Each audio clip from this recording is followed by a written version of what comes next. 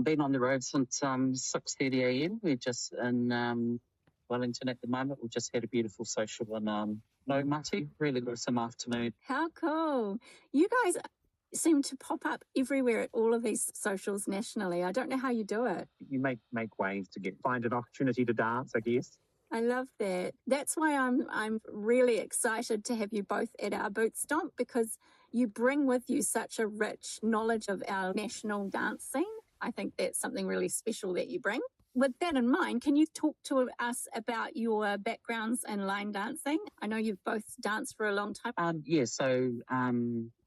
I've started dancing as a 12-year-old. It was offered at intermediate school as like a 2-day elective. And then I fell in love with it during that, and I carried on dancing through my high school years. Competition was a big thing back then, so I did the social dancing plus competition. And then I ran away, fell in love, left town at 23, and I've now back dancing 8 years, and I became a tutor 4 years ago, so about 17 years all up. My story's a little bit different. I started when I was about 8 or 9, living up in the Bay of Islands. I started going to classes with my mum and my youngest brother. So I've been dancing on and off since then. I only started teaching in the last 10, 12 years, taking over a class from one person and then developing my own classes since then. And I've been dancing ever since. So what do you both love about line dancing? For me, it's meeting people on a if it's like a weekly basis or monthly basis. If you go to a social once a week or once a month, you might meet some new people or the same ones. And it's generally one of the main things that keeps me going, like the smiling faces you see every time. Yeah, it's a big line dance family. A lot of the people we've known since we were kids, and they've seen us grow as line dancers, and we've watched them, and we've got to meet each other's families as the years have gone on. You build those lifelong connections right throughout New Zealand, and you start chatting to people like, you saw them yesterday, it just rekindles those bonds as you go around to different socials. And I think the music is healing too, but it helps us get through, a lot of things in life. But working together as one and just rocking out those dances. That's so cool. So both of you are really involved in our Boot Stomp Comp, and we're really excited to be hosting a line dancing competition for the first time. So what made you interested in being part of our event? Well, I've never been a judge in competitions. I've competed once or twice in the past. The opportunity to be a judge is quite a new thing, but something I'm quite happy to give a go. For me, it's reminiscing about the old days. I haven't competed for at least 20 years, so I'm quite nervous. I'm quite excited. I like some of this set dances you guys have put out there.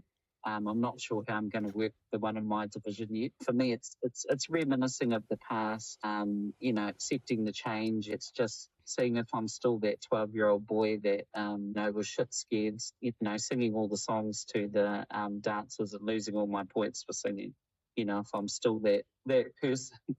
Damian, you mentioned change, and I think that's something that you and I have chatted about. We do things quite differently at Rhythm and Lines and our sister clubs, and you both seem quite open to us running something a little bit differently. We want to honour the past, but also want to provide something new for people that are wanting something a bit different. Did you want to speak about that a little bit? The main thing for me is that I'm excited that groups are going out and they're going out there and going, hey, we haven't done something in ages, let's do it. Same with me and my crew for competition. I hadn't been for a long time, and there's a lot of work that goes in behind the scenes. I'm just excited that you guys are giving it a go, that it's being promoted, that people are excited about competitions, that people are giving it a go for the first time. Definitely, I'm used to a very rigid rule book, and that was largely because it came from America right down to measuring skirts, measuring boot sizes. Yeah.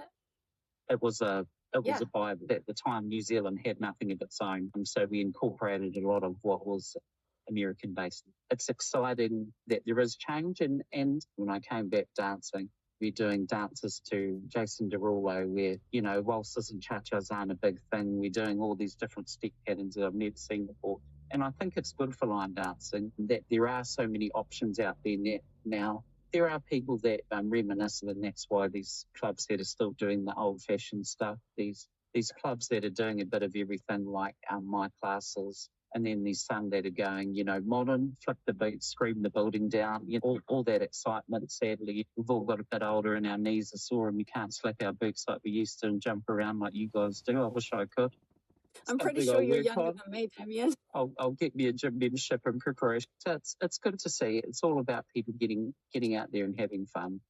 I take my hat off to you. It's a lot of work. And I'm excited for you guys and your sister clubs that you're able to offer it to the people. I think it's awesome. What are you looking forward to the most? I guess just the entire thing, really. It's hard to sort of pinpoint like a specific part of it that you look forward to the most. Like you might have some that are going to be entering that might have done this sort of thing before. And then you might have some that have never done anything like this before. See how they go throughout the competition. And I'm excited to see how people interpret the dance sheet in front of them. I'm excited about the moves they're going to put out there, and I'm excited to see people giving it a go for the first time, especially in those groups and the duos, and to see those different dance pieces. I'm excited to see people going for it.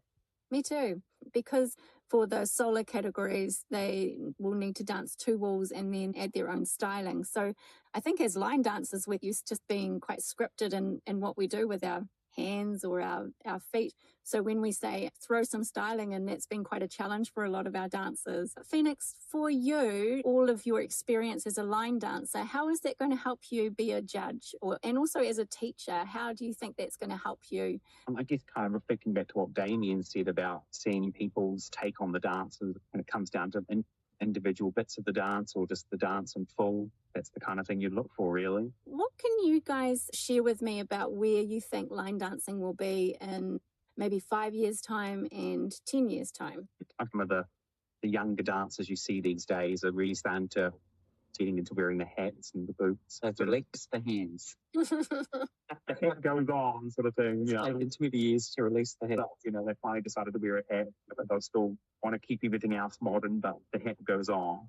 Yeah, maybe some little just sprinkles of traditional stay there, and then certain splashes of modern. Yeah, I think we're going round in full circle. So when we always started, you had to hat, your bolo tie, your boots. If you didn't come to class with your boots, you were sent home. And then we went into I'm sick of, dressing like American style cowboy. Let's just wear a shirt and a t-shirt.